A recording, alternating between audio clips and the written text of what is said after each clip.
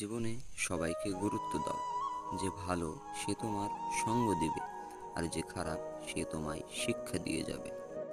একদিন আমি টাকার সাথে কথা বললাম, তুমি এক টুকরো কাগজের টুকরো ছাড়া কিছুই নও। টাকা হেসে বলল, সত্যিই আমি এক টুকরো কাগজ, কিন্তু আমি জীবনে কখনো ডাস্টবিন দেখিনি। গুরুত্বটা প্রকাশ করতে নেই, নিজের মনের ভেতরে রাখতে হয়। আর প্রকাশ করলেই আপনাকে অবহেলার সাগরে ভাসতে হবে। নদীর জল মিষ্টি হয় কারণ সে সবাইকে দিতে থাকে। সাগরের জল লবণাক্ত হয় কারণ সে নিতে থাকে। নোনার জল দুর্গন্ধ হয় কারণ সে থেমে থাকে। আমাদের জীবনটাও ঠিক এইরকম।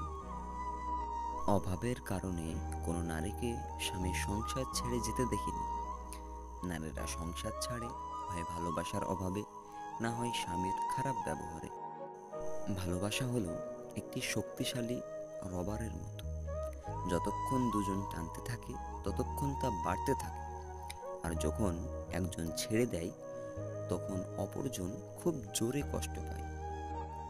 চরিত্র হারিয়ে গেলে মানুষের জীবনে সব কিছুই হারিয়ে যায়। কিছু হয়নি শোনার পরেও আরে বলো না কি হয়েছে, কিছু তো হয়েছে, এটা বলার মতো একজন মানুষ থাকলেই যথেষ্ট।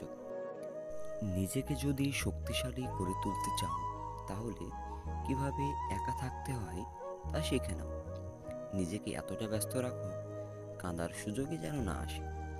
যদিও কখনো ভেঙে পড়ো, তাহলে ভেবো মা তোমাকে ভালোবাসে। স্বপ্ন পালিয়ে যায় ঘুম ভেঙে গেলে, আর মানুষ পালিয়ে যায় স্বার্থ ফুরিয়ে গেলে। কথাটি আসলেই সত্যি। বিশ্বাসঘাতকতা একজন করে আর সকলের ওপর বিশ্বাস হারিয়ে যায়। জীবনে 5টা জিনিস খুঁজে পাওয়া খুবই কঠিন। 1. নিজের মনের মতো একজন মানুষ। 2. স্বার্থহীন ভালোবাসা। 3. নিষ্পাপ একটি মন। 4. কষ্টের ভাগিদার। 5. বিশ্বাসী মানুষ।